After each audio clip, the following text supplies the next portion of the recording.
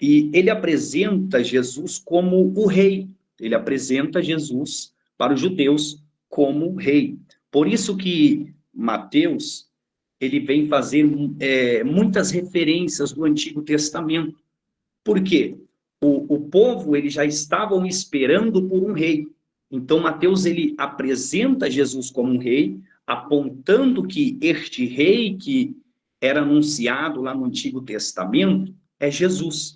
Então, o propósito de Mateus apresentar este evangelho para os judeus é apresentar Jesus como o rei, tá bom? Apresentar Jesus como o rei.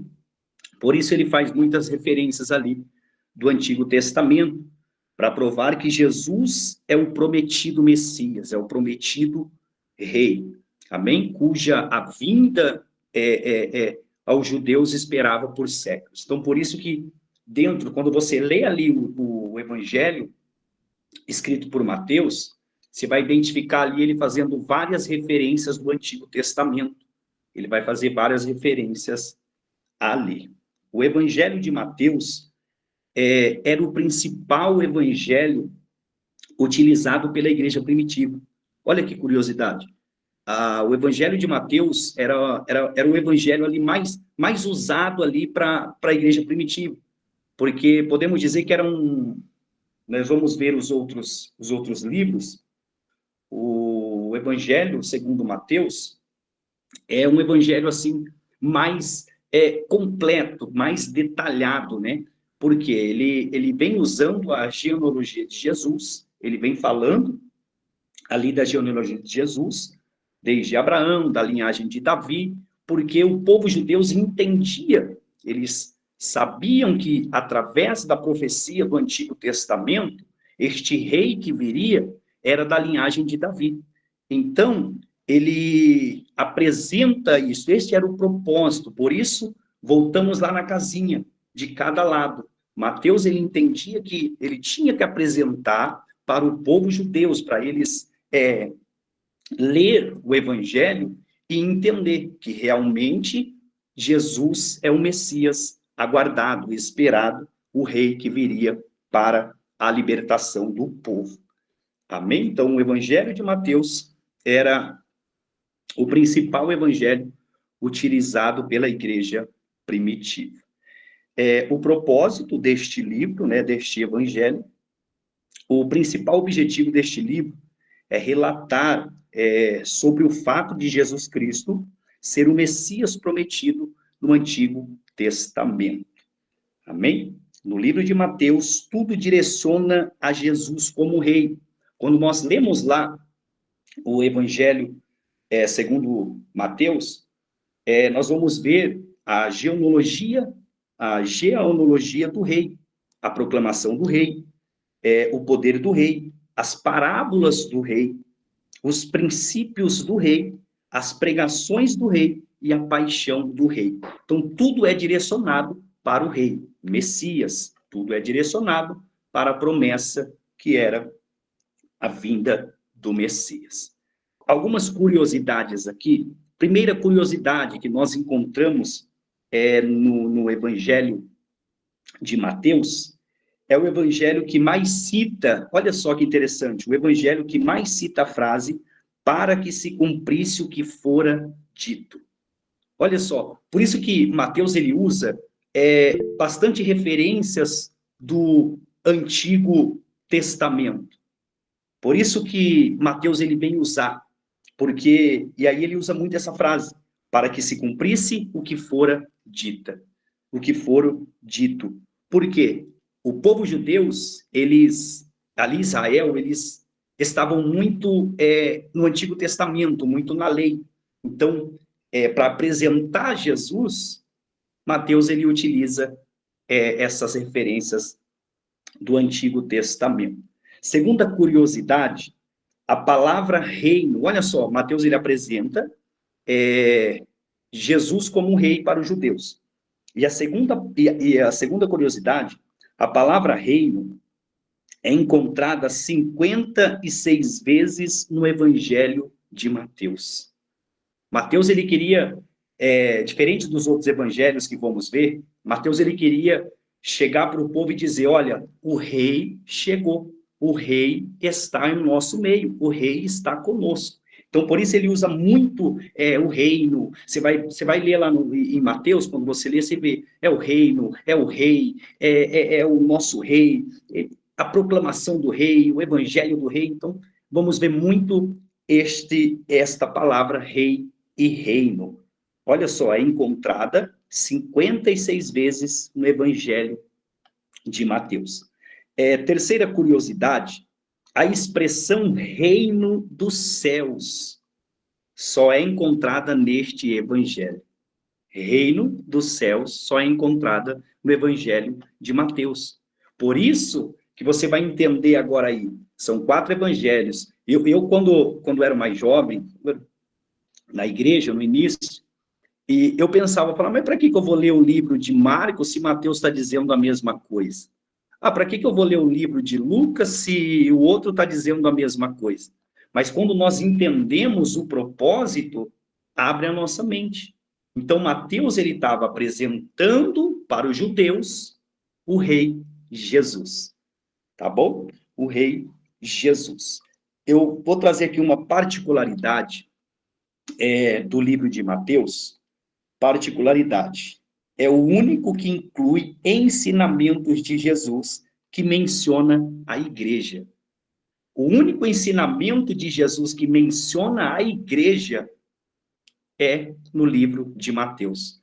Aí a gente entende e fala, olha só, Mateus apresentando para os judeus o reino, o rei, que veio para fazer o quê? Eclésia, para chamar, aleluia, a igreja para fora do mundo. Então, a particularidade deste livro é que ele inclui um ensinamento de Jesus que menciona a igreja. Você vai encontrar lá em Mateus 16, verso 16 ao 18, você vai encontrar essa menção aqui. O livro de Marcos, vamos lá. O livro de Marcos, ele é o evangelho menorzinho, ele é dos 4 evangelhos, ele é o evangelho menor. Ele tem somente 16 capítulos, 678 versículos. 678 versículos. Amém? Este livro aqui, ele é um pouquinho mais antigo do que o livro de Mateus. Ele foi escrito ali no ano 60, mais ou menos, depois de Cristo. E quem escreveu o livro de Marcos? Quem escreveu? Este livro ele é atribuído a João Marcos. João Marcos, aquele missionário em companhia de Paulo e Barnabé. Nós vamos encontrar lá em Atos 12, acho que a partir do versículo 25, mais ou menos, você vai encontrar ali a menção de João Marcos, que foi o missionário da companhia de Paulo e Barnabé, que teve aquele desentendimento ali, que na hora de ir, o Paulo falou, não, João Marcos não vai, porque quando era para ele ter ido, ele não foi. Então, é este João Marcos aí, que escreveu o livro O Evangelho de Jesus Cristo também, tá bom? E o filho na fé do apóstolo Pedro, que Pedro vai citar lá no livro, 1 Pedro 5,13, nós vamos ver Pedro citando também este filho na fé, João Marcos. Amém? Marcos teria sido o intérprete de Pedro, ele não fez parte do grupo dos 12 apóstolos, nem dos 70 discípulos, mas foi um homem apaixonado por Jesus, que até tem o evangelho de Jesus Cristo. Amém? Então, vamos lá. Fazer um resumo aqui deste livro, um resumo bem rápido. Diferente do livro de Mateus, que é um livro assim mais completo, podemos assim dizer, a qual Mateus ele se preocupou ali em escrever a linhagem de Jesus, para apresentar todo o reino, todo o rei Jesus Cristo para os judeus. Marcos é diferente. Marcos, ele ele escreve, o propósito desse livro é para o povo romano. E interessante que os romanos, ele era um povo muito prático, ele era um povo, ele era muito de fazer, era um povo que era muito de fazer, menos de falar e muito de fazer. Até então que o livro de Marcos, ele é menor, ele só tem 16 capítulos. Por quê? Os romanos eram diferentes dos judeus. Os judeus, eles, Mateus, ele se preocupa em detalhar todos os detalhes. Os romanos, não. Os romanos, eles queriam algo mais prático. O negócio deles era menos falar e mais fazer.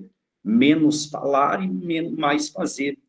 Era tipo assim, eles eram do serviço. Eles não eram muito de falar, de conversa, mas era de ação. Por isso que, quando falava muito, eles diziam, mas o que você fez? Está falando bastante, está falando muito, mas o que você fez? Esse era o povo romano. Por isso que Marcos, ele, entendendo, ele vendo o jeito que o povo era, ele é bem resumido, ele é bem reduzido em suas palavras. O povo não queria saber a genealogia, o povo não queria saber totalmente detalhadozinho. Não. A gente vê até no livro de Marcos que é algo tudo rápido. Jesus está aqui, de repente ele está lá, de repente volta para cá, de repente vai para lá, porque é algo muito rápido. Marcos, ele se preocupa em mostrar as ações, o serviço de Jesus. Até então que Marcos, ele apresenta Jesus para os romanos como servo. Como servo. Por quê? Aquele que presta serviço, aquele que faz, aquele que trabalha. Esse era o povo que queriam ver. Os romanos falavam muito em serviço. Então, Marcos, ele apresenta Jesus como o servo. O segundo dos 4 evangelhos é tido por muitos como o primeiro a ser escrito. Amém?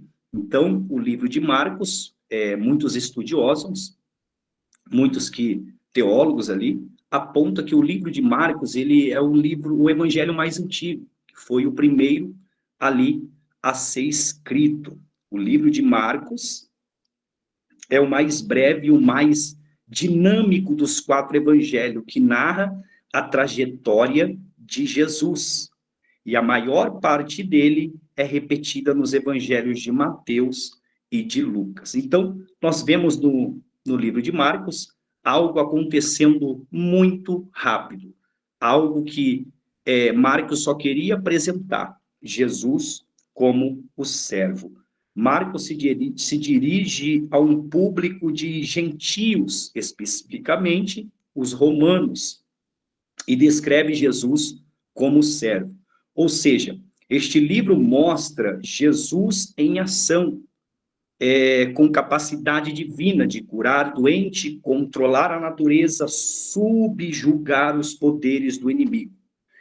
Então, Marcos, ele faz um uso frequente de imediatamente, então, foi lá, já está aqui. Então, Marcos, ele é bem rápido nisso. Ele mantém a sua narrativa em constante movimento, em constante trabalho, tá bom? Este livro foi escrito ali para os romanos e apresentando Jesus como servo, aquele que está ali para o serviço, aquele que está ali para trabalhar. Por isso que Marcos, ele vai citar lá, qualquer que entre vós que deseja se destacar, será vosso servidor. Jesus como servo, né? Jesus apresentando Jesus ali para os romanos, dizendo, ó, eu não vim trazer muitas falácias, mas eu vim apresentar um servo sofredor, um servo que faz, um servo que está ali para fazer todas as coisas. Amém? Vamos então aqui para o livro de Lucas. No livro de Lucas eu fiz algumas anotações aqui que eu achei bem interessante, o porquê do propósito. Vamos lá então, livro de Lucas. Lucas, ele tem aí 24 capítulos. Alguém arrisca aí chutar aí quantos versículos? Vamos lá. Então, Lucas tem 24 capítulos, tem 1151 versículos. Amém? Provavelmente ele foi escrito ali entre os anos 70, 80, depois de Cristo. Depois de Cristo ali. E este evangelho foi escrito por Lucas, né? A gente já conhece, bem familiarizado, o doutor Lucas, o médico Lucas, né? O médico amado. E Lucas, ele era gentil, e ele foi ali um missionário, podemos dizer ali um missionário em companhia do apóstolo Paulo, a qual Paulo até menciona ele, né, como médico amado. Esse foi o autor do Evangelho de Jesus Cristo, segundo ele próprio escreveu, Lucas. Amém? Então, o Evangelho de Lucas, ele é endereçado a um homem chamado Teófilo. Como assim? É como se fosse uma encomenda, como se Lucas ele tivesse escrito este Evangelho sobre uma encomenda de Teófilo. Teófilo chega, vamos usar aqui um termo, chega até Lucas e fala, Lucas, escreve um evangelho de Jesus Cristo. E aí Lucas, ele vai escrever. Então, este evangelho de Lucas, ele é endereçado a um homem chamado Teófilo. Foi um evangelho, podemos dizer, para entendermos, sob encomenda de Teófilo. Tá bom? Só para a gente entendermos aqui. Aqui o apóstolo Lucas, aqui, ele traça a genealogia de Jesus, além de Abraão. E é interessante, porque Lucas ele escreve esta carta, este evangelho, direcionando para o povo grego, para os gregos. E nós vamos encontrar a genealogia de Jesus lá em Mateus e aqui no livro de Lucas, com propósito. Lucas ele faz essa questão de trazer esta genealogia, porque ele traz até diferente de Mateus. Mateus ele começa ali, Abraão, da raiz de Davi, para apresentar Jesus como um rei. Agora, Lucas, ele faz ao contrário. Ele vai indo desde Jesus e vai subindo até Adão. Por quê? Vamos entender. Vamos entender, isso é interessante. Lucas, ele escreve este evangelho para os gregos. O propósito deste livro, vamos entender, o Império Grego do Alexandre o Grande era um povo muito filosófico, era um povo que muito assim, estudado na filosofia. E nós até vemos lá, do grego ali, bastante filósofo, né? Platão, Sócrates, Aristóteles. Então, o povo grego, eles eram muito filosóficos. Então, Lucas, ele, com sabedoria, ele elabora este livro, com sabedoria para que o povo grego entenda o que ele está falando. Então, o povo grego, eles valorizavam muito essa oratória. O povo grego valorizava muito, eles se envolviam muito com a filosofia. Então, tinha uma história boa, eles se iam em cima porque eles gostavam disso. A história é boa, então vamos lá, vamos se interessar para isso. E a cultura dos gregos é os deuses. A cultura deles é os deuses. Zeus, Poseidon, a Diana e aquele outra, Afrodite, né? Afrodite, então a cultura deles era nesses deuses. E para eles, esses deuses são aqueles homens, aquelas mulheres com corpo perfeito, né? Corpo formosos, perfeito, Então, isso para eles era um Deus. Isso para eles era um Deus. Como se fosse um Deus ter um homem com corpo perfeito, uma mulher com corpo perfeito. Para eles era um Deus. Então, eles davam muita importância ao ser humano, à parte do corpo. Eles prestavam culto ao corpo humano por ser perfeito. O corpo perfeito para eles era um Deus. Então, eles veneravam muito a glória humana, né? O corpo perfeito. Nós vemos até nas Olimpíadas, quando vencia, não se ganhava dinheiro, se ganhava uma coroa de louro. E isso significava uma glória. Isso era como se fosse uma glória para eles, era como se fosse algo muito sério, muito glorioso. Tipo assim, conquistei o mundo, conquistei tudo. Então, as Olimpíadas, quando vencia, para eles era uma glória extraordinária. E essa parte da glória, eles levavam muito a sério. Eles levavam muito a sério. Mas o que isso tem a ver do que eu estou com o livro de Lucas? O que isso tem a ver? Vamos entender o propósito do livro de Lucas através disso. Por quê? Quando Lucas vai escrever para os gregos, não faz sentido ele escrever Jesus como um servo. Não faz sentido. Não faz sentido ele apresentar Jesus como um rei. Não faz sentido. Então, Lucas ele escreve este livro apresentando Jesus como o homem perfeito, como o filho do homem. Então, o propósito de Lucas apresentar este livro, por isso que ele traz, olha só, ele traz essa genealogia de Jesus, só que ele não para em Abraão, porque ele entendia, o povo era filosófico, o povo entendia de tudo, o povo queria se aprofundar. Então, se ele para ali em Abraão, o povo, e aí? Parou em Abraão, e agora?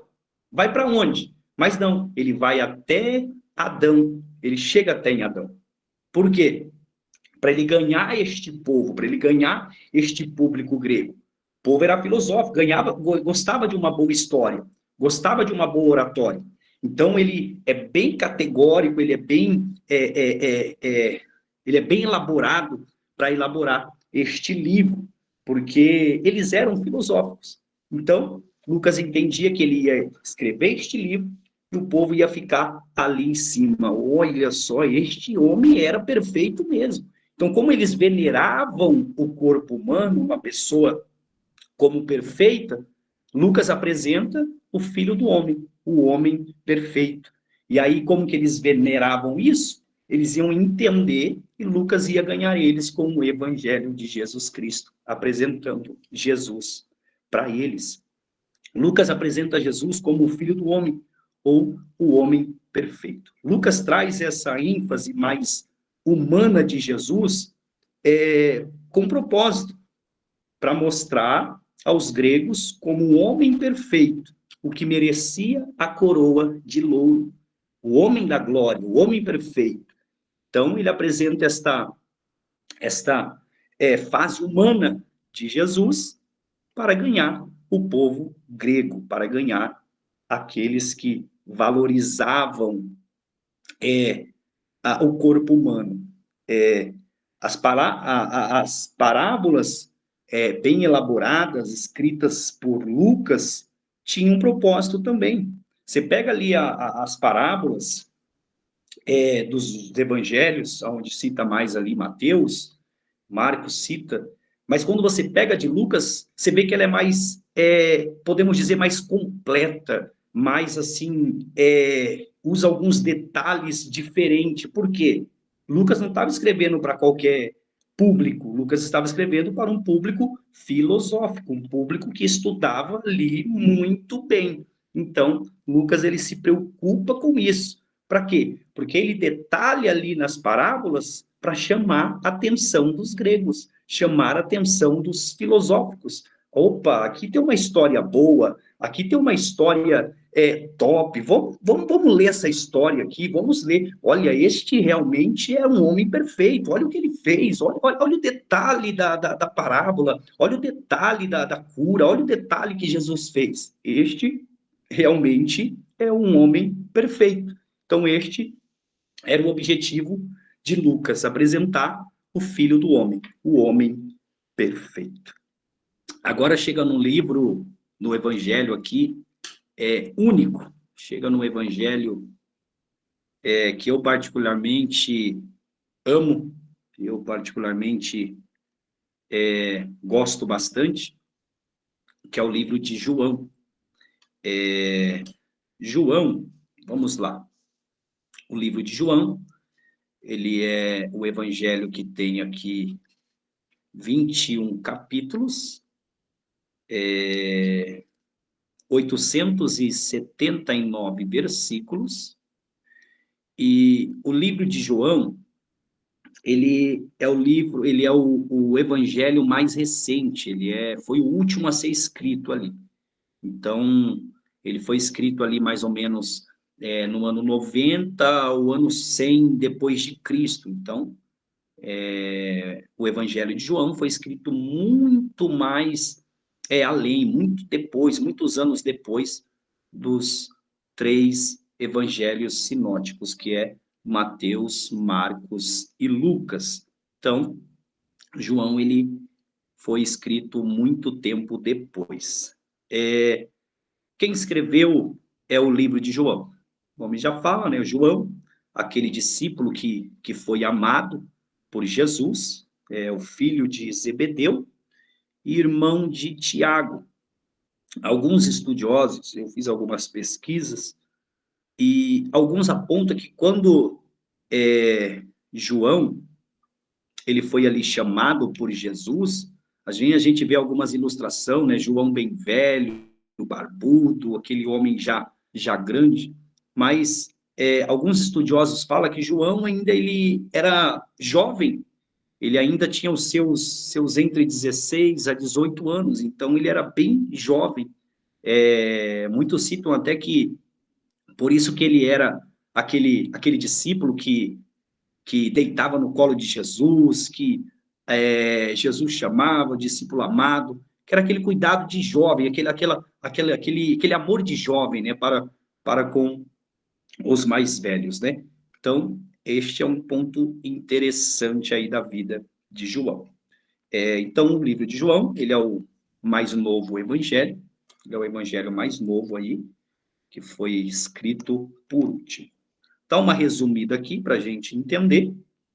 Enquanto os livros de Mateus, Marcos e Lucas têm muitas semelhanças entre si, o livro de João é único. Por quê? João ali, enquanto Lucas escreve para os gregos, Mateus ali escreve para os judeus e Marcos para os romanos, João ele vem escrever para a igreja. João ele vem escrever para todos aqueles que lerem, sendo igreja, sendo gentil, quem que seja, João, ele escreve. Até por isso que João, ele não tem a preocupação de trazer a genealogia, ele não tem a preocupação de trazer ali as parábolas. É um livro, é o Evangelho de Jesus Cristo, que você não vai ali encontrar muitos milagres de Jesus. João, ele não se preocupa em apresentar como que ele é um evangelho que foi mais novo, foi escrito muito tempo depois. João, ele não vem apresentar ali, ele não se preocupa em apresentar os milagres de Jesus. Nós vamos encontrar os milagres de Jesus no livro de João, só apenas 7. 7 milagres são citados no Evangelho de João. Parábolas não encontramos nenhuma no livro de João. Por quê? A preocupação de João, o propósito de João é apresentar para os seus leitores Jesus como Filho de Deus. Podemos ver que João, ele já inicia o livro dizendo, o verbo se fez carne. Então, ele já inicia o seu evangelho, ele inicia já o evangelho de Jesus Cristo, dizendo que Jesus é Deus. Jesus é o Filho de Deus. Então, ele apresenta, ele não se preocupa em mostrar os milagres, ele não se preocupa em mostrar as parábolas, mas ele se preocupa em apresentar para a igreja o Filho de Deus, que Jesus é Deus. Esta é a preocupação de João. Em vez disso, João oferece explanações, ele não apresenta ali os milagres, tantos milagres, somente 7, e nenhuma parábola. Mas, em vez disso, ele oferece explanações mais externas das razões de Jesus para vir à Terra. Sua relação íntima com o Pai e seus próprios sentimentos para com o trabalho que ele viera fazer. Então, João, nós vamos encontrar no livro de João, ele apresentando Jesus como o Filho de Deus, como o Verbo que se fez carne. E o Verbo era Deus. Jesus era Deus. Esta é a preocupação de João. Ele deixa a genealogia com Mateus, com Lucas, ele deixa ali os milagres rápidos daqui, vai para lá, com Marcos, e ele diz: eu vou apresentar Jesus como o Filho de Deus. Eu vou apresentar Jesus como o Deus.